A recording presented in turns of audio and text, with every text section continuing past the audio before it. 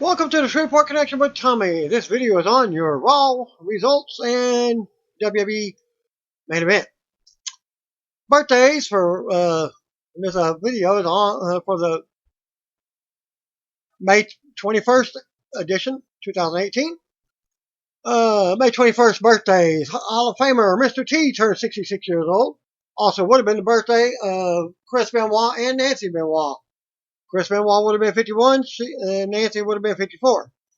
Daniel Bryan turned 37 years old, while former WWE star Scott Putski turned 52. Tough Enough competitor Daniel Rodimer turned 40, and former TNA knockout Tracy Brooks turned 43, and former WCW star Cyclope turned 47. Also would have been the 56th birthday of Brian Pillman. And those birthdays were for the 22nd.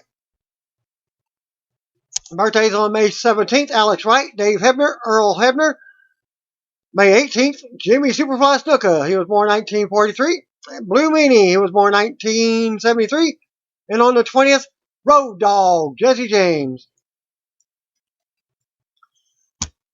WWE pay-per-views are set to start running 4 hours or longer, starting at 6 p.m. Central Time, 7 p.m. Eastern Time, likely to accommodate both rosters. Now that shows are co-branded, kickoff pre-shows will be at 5 p.m.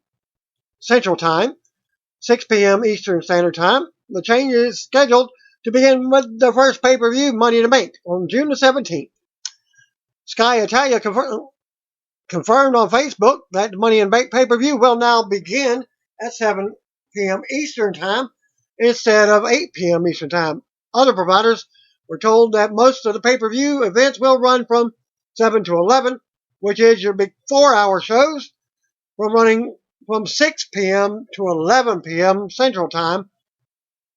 And that's according to F4WOnline.com, when it's also stated on Facebook. In Demand usually airs 30 minutes countdown show before the pay-per-views begins, and they currently have the Money in the Bank start time at 6:30. So that confirms the change. The change will also make regular WWE pay-per-views run for 5 hours with the 1-hour kickoff show pre-show, while the Big Four events will run 6 hours, including the pre-show, like a WrestleMania. Former WWE superstar Enzo Amore took to Instagram to thank fans for their support. Post came less than a week after it was announced by Enzo and his attorney that no charges were being filed by Phoenix police over the rape allegations made by the woman back in January, which led to Enzo's WWE release while he was the Cruiserweight champion. Enzo also announced his first post-WWE appearance at this link. He will be meeting fans in New York City's Times Square next Monday, Memorial Day, at 9 p.m. He noted that he will break his social media silence at 9:15 p.m. for one big Instagram post, live from Times Square. Go to that Instagram because they had like 5 or 6 different little things, handwritten, what have you. Enzo wrote also on one of his posts, "I want to engage, interact, and personally thank all of you whoever supported me. It was you who wished me luck on my future endeavors, but I won't need luck, just you." He wrote in another post, "There is no better support than the support of the city that I love. I'll see you soon. Thanks for the love. I'll be reciprocating it soon." And also revealed that what looks like his new logo, which can be seen on an Instagram post. And he quotes, "I'll be down there to personally thank you at Times Square at 9 p.m. on Memorial Day. Hashtag Memorial Day. Hashtag how you doing?" And here's a sneak peek at WWE's Randy Savage Unleashed. The unseen matches of the Macho Man DVD set has come out on May 29th, just a few days from now, courtesy of Wrestling DVD Network. Actually, it's like about a week, 6 days. The 3-disc set features 41 rare matches, 8 non-match moments, the Speaking from the Heart music video with unseen outtakes, The set features around 8 hours and 50 minutes of content on the WWE Hall of Famer. As you can see in the video, hosted by Corey Graves, is joined in by Sean Mooney, Bailey, and WWE Hall of Famer DDP. You can pre-order the set now at twice reduced price. And you can go to Amazon and look for it. Well, actually, I have the video for it as well. The Amazon link. Big Cass spent the recent WWE European tour selling last week's beatdown from Daniel Bryan. WWE posted an article about how Cass has been helped to the back at Weekend Live event in Munich. In an update, SmackDown General Manager Paige announced on Monday the Money in the Bank qualifier match with Cass versus Samoa Joe has been nixed from this week's SmackDown show. There will now be a second chance with Daniel Bryan versus U.S. Champion Jeff Hardy. Non-title match, and the winner will face Joe next week in another Money in the Bank qualifier. As Paige wrote, at Real Paige WWE, due to at Big Cass WWE injury, at WWE Daniel Bryan will face at Jeff Hardy brand tomorrow night on SmackDown Live in a second chance match. The winner will face at Samoa Joe next week for opportunity to qualify and enter into the men's hashtag mitb ladder match. Fox has reached an agreement to acquire SmackDown Live to join their programming. This comes off the heels of NBC Universal maintaining the partnership with WWE after the contract ends in September of 2019, but only keeping Raw as a part of the deal. According to the Wrap, the deal between WWE and Fox will also result in a change of day that SmackDown will be aired, which will be Fridays, according to a source with the knowledge of the deal. In addition, Fox SmackDown also be aired since its series debuted in 1999 on UPN, the CW, My Network TV, and Sci-Fi. Past incarnations of SmackDown have been aired on both Thursdays and Fridays. For the first time ever, SmackDown moved exclusively to Tuesday nights on July 19, 2016 to help promote their move to USA at the beginning of the year. As well as the brand split, the name of the show was then changed to SmackDown Live. The current Fox 2018 lineup for Friday has Last Man Standing airing from 8 to 8:30. The Cool Kids at 8:30 to 9. And Hell's Kitchen from 9 to 10. So those shows would have to find a new night with the new deal. For many years, WWE taped SmackDown on Tuesday nights to assist their production scheduling, along with the WWE Live event schedule. Per report, there is no information on whether it will still stay live. SmackDown crew works live events from Saturday through Monday, with TV on Tuesday. Regarding terms of the deal, the Hollywood Reporter reports that it is a 5-year agreement with more than $1 billion, $205 million annually. This is a threefold increase in what NBC Universal is currently paying for the Blue brand on USA. There was an even bigger offer from another party, but WWE agreed to partner with Fox due to the company's ability to heavily promote the product across the platform with other sports, including NFL and MLB. Averaging at 2.5 million viewers a week, SmackDown Live is still the 6th most watched original program on cable TV. And the source came from The Wrap. New York Post reported that SmackDown will be moving to 3 hours on Fox. However, it named the Wrap article as a source, even though the Wrap story had nothing about it moving to 3 hours. With SmackDown airing on the Fox broadcast station, it will almost certainly remain at 2 hours since Fox affiliates air their local news at 10 p.m. Eastern Time. WWE Music has released Mickie James' theme song called Obsession at this link.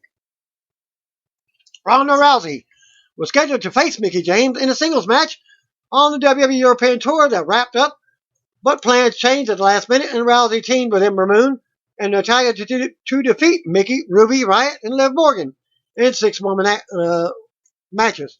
Dave Meltzer wrote from the Wrestling Observer Radio, or noted on the radio, that the matches were changed because officials did not feel like Rousey was ready for a singles match with Mickie. And some of that action from the live events can be seen in this link here for you. Also, a related note, Rousey is said to have a 100% tremendous attitude backstage. According to multiple sources, Meltzer's report noted that some of Rousey's co-workers see her as having no negativity and none of the stuck-up star issues or ego-related issues that some of the other big names that come into the company have had in the past. It's said that Rousey is quite the opposite, and people say how refreshing it is to see that she's so humble, especially for being as star as she is. Rousey was described as a hard worker, happy, and one that loves doing what she's doing. Rousey reportedly has respect for the wrestlers and the craft of wrestling. WWE ended up using local male indie wrestlers on Bobby Lashley's Three Sisters for the segment with Sami Zayn on last night's Raw in Albany, New York. The segment ended with Lashley taking all four of them out. Of course, they were in drag. No word yet on who played Kathy, but Francis was played by Max Caster of Kurt Hawkins' Creator Wrestling School, and Jessica was played by Mr. Everything. That character was also a former name of a backyard wrestler. Won't name any names. Locally, this Mr. Everything's real name is Victor Andrews. Andrews and Caster tweeted following all their appearances. Victor Andrews at I'm _Mr. Everything. I want to thank everything for your congrats to my twin cousin Jessica on her #Raw debut. I couldn't be prouder of her. LOL. No, really, thank you, everyone. It was a great moment for me. Like I always say, don't just be anything, be everything. And he comments again. Last night I did portray a woman. I was a hired goon. Once you grasp that, then you'll understand the concept. #Raw, #Mr. Everything. Why are people outraged over my gender fluidity? I'm proud to represent my community on national TV. I am more than a man in drag. #shame on you. #be shook. They didn't post the comments from the other guy on it. And this is a preview for a new Table for 3 episode on the WWE Network, featuring WWE Hall of Famer Edge, Christian, and Raw Tag Team Champion Matt Hardy, and his brother Jeff Hardy. And it's Table for 3. Well, I guess they're going to have to change it. Table for 4 episode.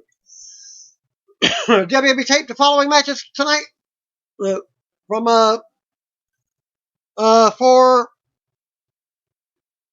the main event episode from Albany, New York. Apollo Crews versus Mojo Rawley, Jack Gallagher and Brian Kendrick versus Kalisto and Lince Dorado.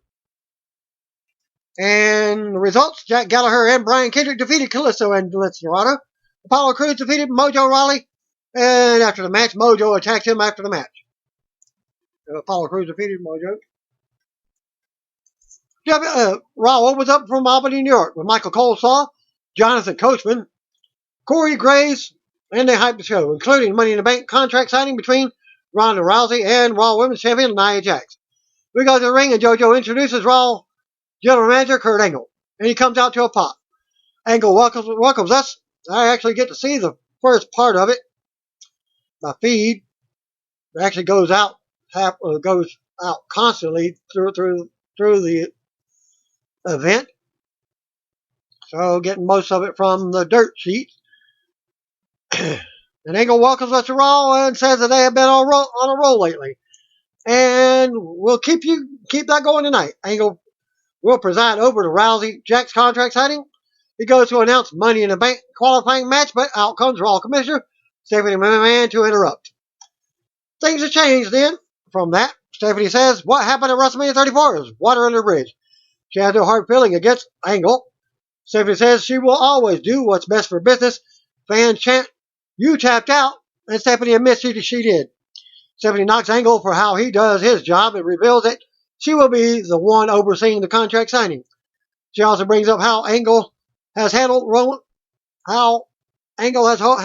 handled Roman Reigns as of late and says it has to stop. The music hits and out comes Reigns to interrupt. Reigns says if Stephanie is going to say something about him, she needs to say it to his face. Stephanie doesn't understand this new attitude from Reigns, the hostility and the tone of his voice. She says he was a leader, but if he's going to continue to let this Samoan temper get the best of him, he might need to look for a new line of work. Reigns says maybe she should watch her tone when talking to him and show some respect, or he'll take his Samoan temper backstage and destroy all of her favorite superstars. Stephanie says she doesn't play favorites. She does what's best for business. She's a leader who manages multiple revenue streams. She doesn't play favorites. Reigns wants to talk about her favorite revenue stream, the WWE Universal Champion Brock Lesnar. She's taken his concern to the top. She says he tells her to cut the corporate crap. He knows she wants him nowhere near the title or the Money in the Bank contract. She says he lost his qualifying match, so if he wants to take that up with someone, he can take it up with Jinder Mahal. Reigns said, "Oh, I already did that." Music hits again. Now comes Kevin Owens to interrupt. Owens rants on the Money in the Bank, and he wins by him being best for business. Owens admits he likes Reigns. He tries to get a thank you Roman chant going to no avail. Owens defends Stephanie and says that she does not have favorites. She just knows talent when she sees it. He barely leans on her shoulder, and she tells him never to do that again. Actually, he does it twice. Stephanie goes on and makes Reigns versus Owens for right now. Fans pop and Stephanie leaves as the music hits, and they get ready for the match. We go to commercial.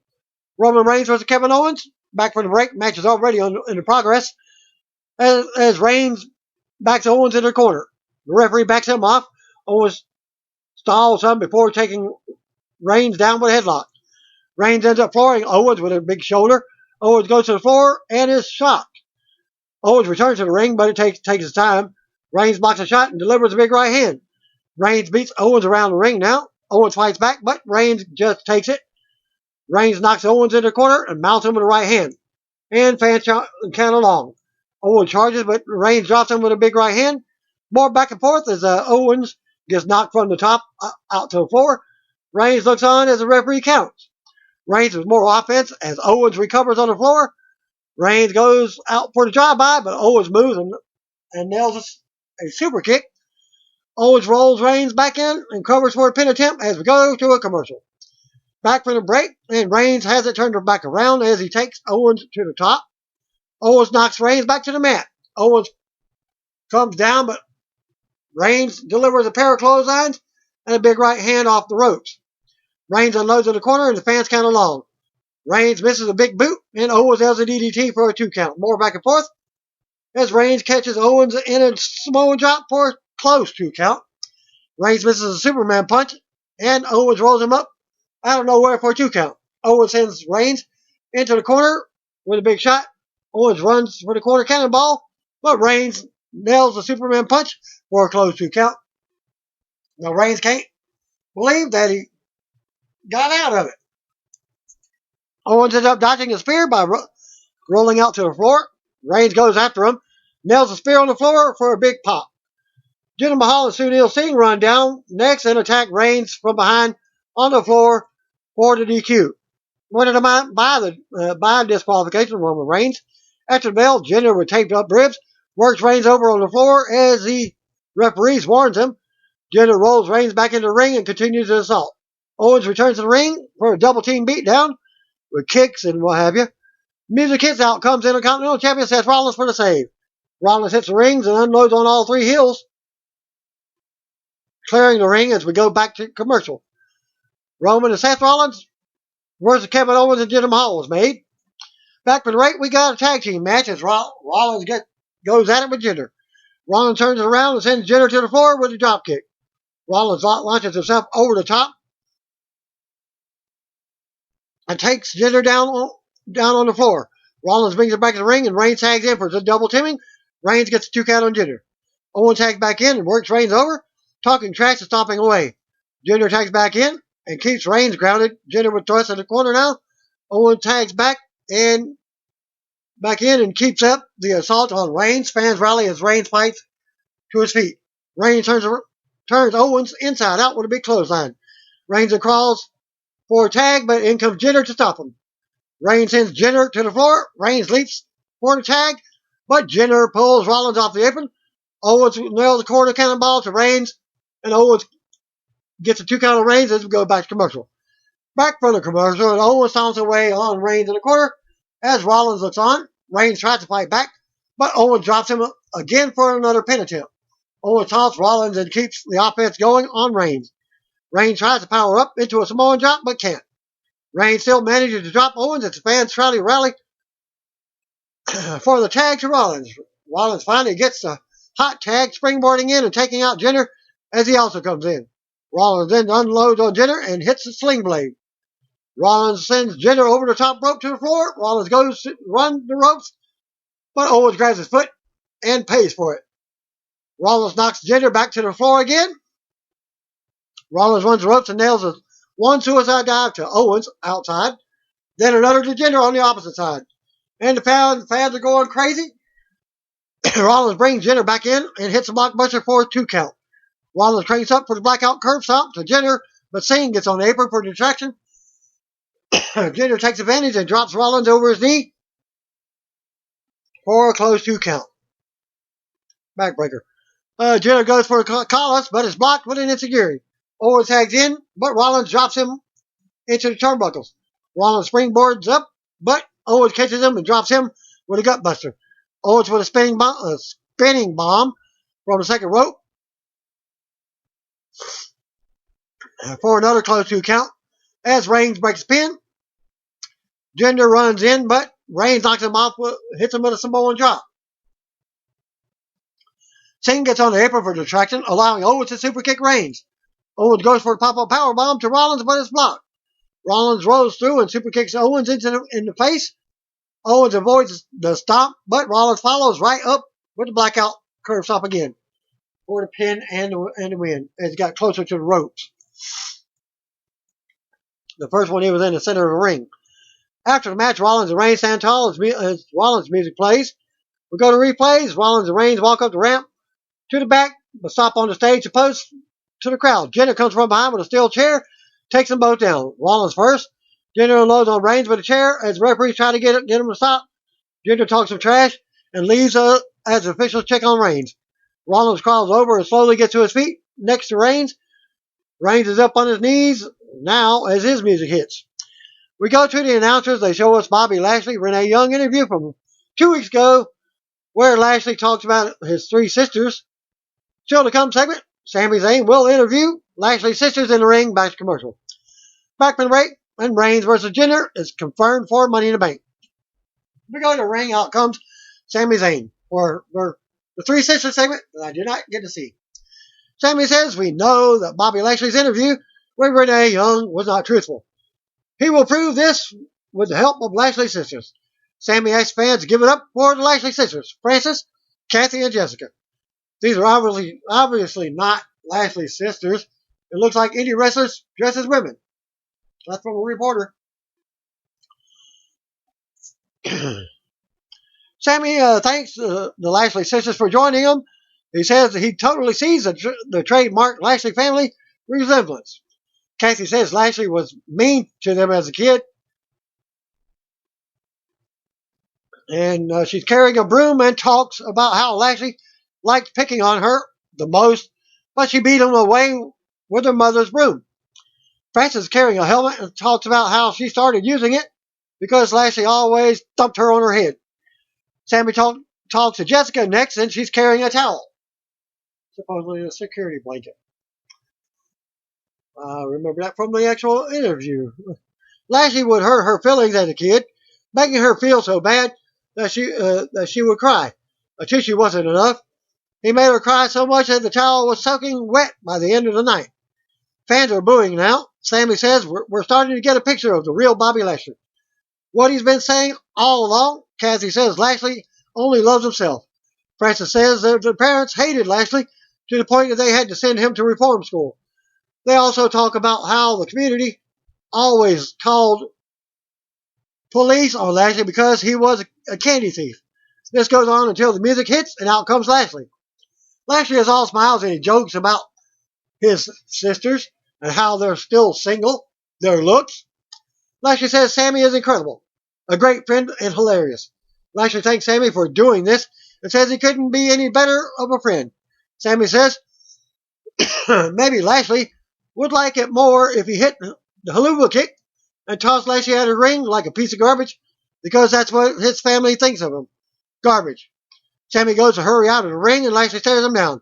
Lashley grabs him, but the sisters grab him. Sammy joins in for the 4-on-1 attack. They hold Lashley and Sammy assaults him. Lashley powers out and levels them all. Lashley takes turns on the sisters and destroys them all as Sammy looks on from the ramp. Lashley stands tall and poses as his music hits. Sammy throws a fit on the ramp but talks trash back at Lashley.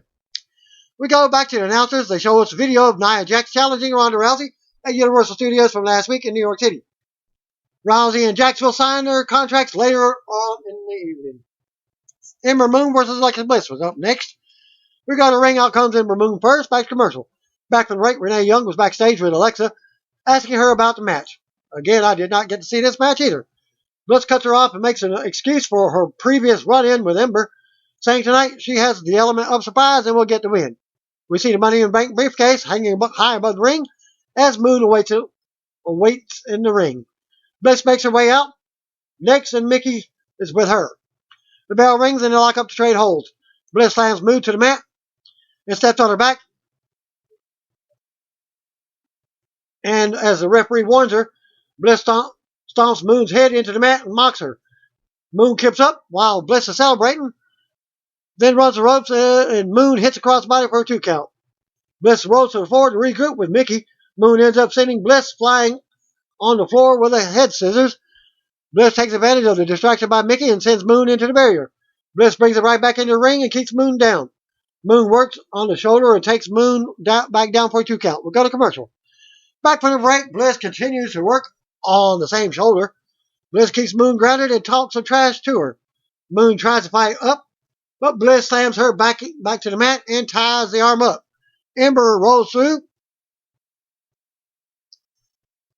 for a 2 count to break the hold. Bliss attacks, but Moon fights back. Moon with a drop kick, and Moon drags Bliss, but she hangs onto the apron cover. Mickie takes advantage of the referee being distracted, and she comes into the ring. Referee catches her and ejects her to the locker room. Moon drops Mickie as she argues with the referee. Bliss rolls Moon up from behind, only gets a 2 count. Moon isn't happy, but Bliss turns it back around. Moon fights her off and goes up to the top and nails the Eclipse for the pin and the win. After the match, Moon threw a towel to celebrate as Bliss goes to the floor and sits against the ring. Stephanie is backstage with Finn Balor walks in with Braun Strowman looking for Kurt Angle. Stephanie says this was Kurt's office, but he was nice enough to let her borrow it. She's made a few changes, including a photo of Vince McMahon on display. Balor and Strowman want a rematch against Dolph Ziggler and Drew McIntyre. Stephanie says they're not a real tag team and will be against each other at Money in the Bank. Stephanie wonders if Balor blames Braun for coming up short last week. They exchange a look, and it sounds like she's right. Stephanie makes Balor versus Strowman for tonight. Braun crushes an apple in his hand and says he likes competition. And that is your main event. No Way Jose, Baron Corbin. We go to the No Way Jose versus Baron Corbin. We got a ring. Out comes for No Way Jose with a conga line. Back to commercial. Back from the break, we come out. Now next comes Baron Corbin. Bell rings and they go at it with Jose unloading on Corbin. Joe blocks the shot and takes out Corbin to the floor.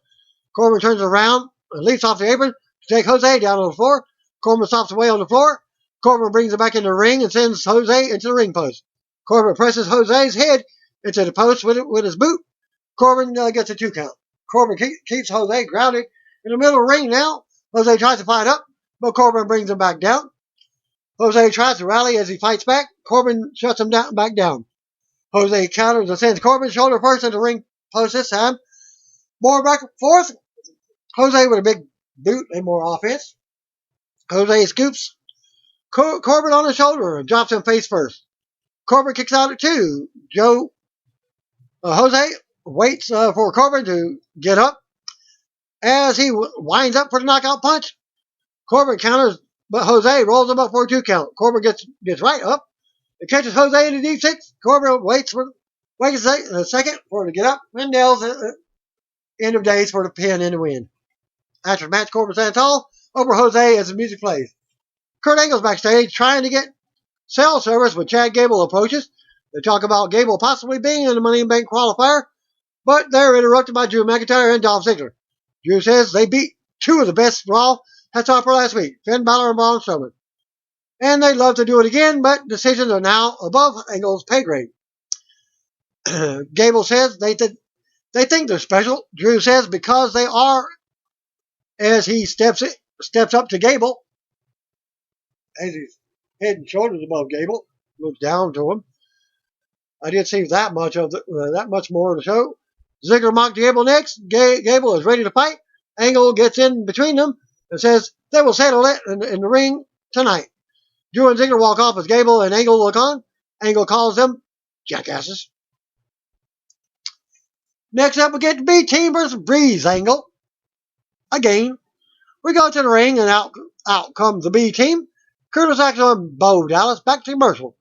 Back from the break, B Team awaits in the ring and Tyler Breeze and Fandango are out next. We get video from earlier with the Fashion Police reviewing the B Team's custom t-shirts. Breeze says that they will prove tonight that there is room for just only one B Team on Raw. Breeze starts off with Axel as they go at it, trading holds. Actually, they came out single with Tyler Breeze coming out first, and then Fandango came out next. Breeze starts off with Axel as they go at it, trading holds. Axel with a quick pin attempt. Breeze with another quick pin attempt on Axel. Axel regroups with Dallas on the floor. He comes back in and Axel tags in. Breeze drops Bo on his face and covers for a 2 count. Fandango tags in, comes off the top while Breeze holds Bo. B Team ends up double teaming Fandango after Axel tags in. Axel covers for the win out of nowhere after Fandango tried dancing over Bo. And yes, they get their second win. And they celebrate. After the match, Axel and Dallas go wild again with a celebration as the music hits.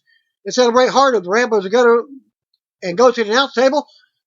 Axel crawls all over the announce table while Dallas brags and high fives Graves and then hugs him. The celebration continues back to ringside and back up the ramp. Another still to come segment. The contract signing for Rousey versus Jax. Back to commercial. Back from the break, we get that contract signing segment. Commissioner Stephanie McMahon was then already in the ring to set up contract signing. She says the world was shocked at the recent challenge heard around the world. Stephanie gives some props to Jax and says she has boldly chosen her next opponent. Stephanie introduces Rousey next, and out she comes. Rousey talks to Stephanie, asking her how her arm is. Stephanie asks if they'd like to have a seat. Stephanie says her arm is great, and thanks Rousey for asking. Rousey and Jax take their seats. Stephanie asks Rousey how it feels to leapfrog the entire division. When women, Rousey has said that they are more deserving than her. Rousey knows that Stephanie is trying to do, but Jax challenged her. Stephanie wonders why Jax issued the challenge and says Nia is trying to make a name for herself at Ronda's expense. She gives Rousey props for the WrestleMania 34 debut and says that she hasn't had a singles match yet. She goes on about the size and the strength difference. Stephanie says Nia is hoping that she will beat Rousey, sending her on her way out of WWE because she doesn't like losing. And then she will be the baddest woman on the planet, not Rousey. Stephanie also taunts Nia, asking why it took so long to beat Bliss. Stephanie asks Nia if she's lazy. This goes on, and Ronda declares that she won't be able to get out of the armbar. Jax says she's tired of hearing that lazy stuff.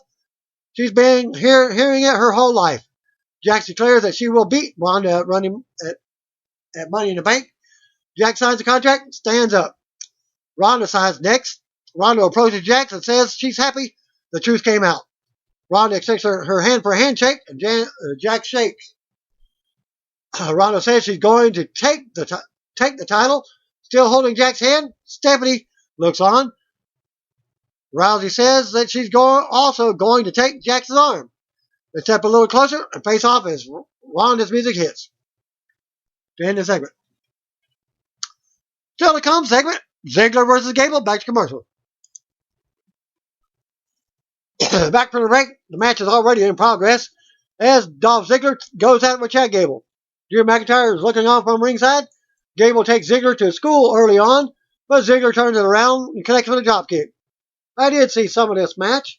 Ziggler worked Gable over and kept him grounded in the middle of the ring. Ziggler dropped Gable another for a 2 count. Ziggler keeps Gable grounded on the mat with his legs wrapped around. They get back to their feet, and Gable tries to fight out. Gable takes Ziggler down and rolls him up for a 2 count. Gable with another 2 count and with a bridge. Ziggler gets up and goes right for the knee.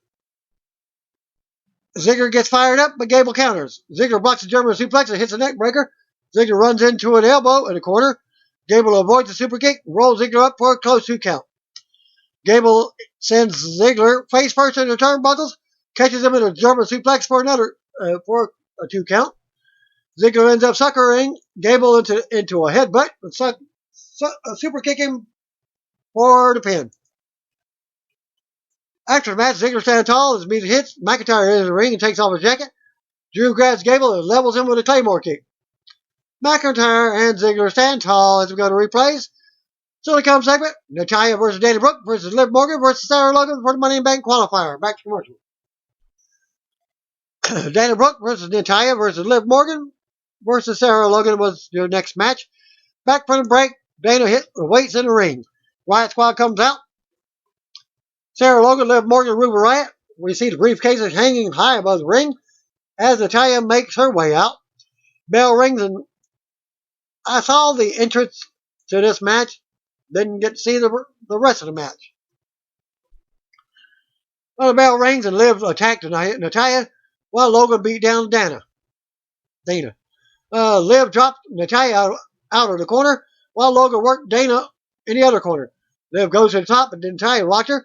Liv comes off the top and covers Natalya for a 2 count. Logan sends Dana to the apron, but Dana fights back. Logan levels Dana. Natalya goes after Logan and nails a snap suplex for a 2 count. Liv came at Natalya from behind and screams at her. Liv misses in the corner. Natalya slingshots her off the top to the mat. Natalya with more offense and a basement drop kick to Liv for a 2 count. Logan then floors Natalya out of nowhere for a 2 count as Dana breaks a pin. Dana will close on Logan. Liv with an insecurity on Dana. Dana rolls to the floor for a breather. Liv is alone in the ring with Logan now. They stare each other down and look up at the briefcases. They laugh at each other and go to double team Natalya. Liv talks trash and strikes Natalya while Logan holds her. The switch rolls now as Logan drops Natalya with a forearm. Dana ends up pulling Liv to the floor and dropping her hard. Natalya goes at it with Logan in the ring. Natalya with a side Russian leg sweep. Natalya goes for a sharpshooter, but Ruby provides a distraction. This allows Logan to level Natalya for a 2 count. Dana comes in, but Logan destroys her, sending her into the ring post. Logan turns around to a discus clothesline from Natalya. Natalya applies a sharpshooter, and Logan taps out to give Natalya the Money in the Bank spot.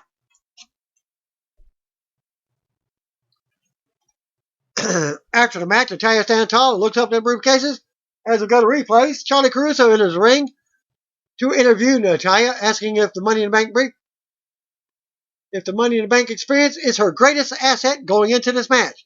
Natalya agrees, but says that she has Ronda Rousey as her training partner, and after Money in the Bank, they will have new nicknames because Ronda will be the new Raw Women's Champion, while Natalya will be Miss Money in the Bank. Natalya exits as her music hits. Still to come segment, Elias versus Bobby Roode. Back to commercial. Glorious! Back from the break, and Elias is in the ring with a spotlight and his guitar. He takes credit for WWE stock being at record highs, and takes shots at Albany. Well, we already know that the stock market has went high because of the new deal that they have made.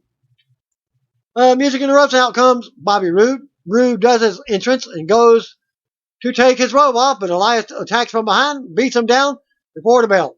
And I did see that much of it. The bell rings and Roode tells the referee he's good to go.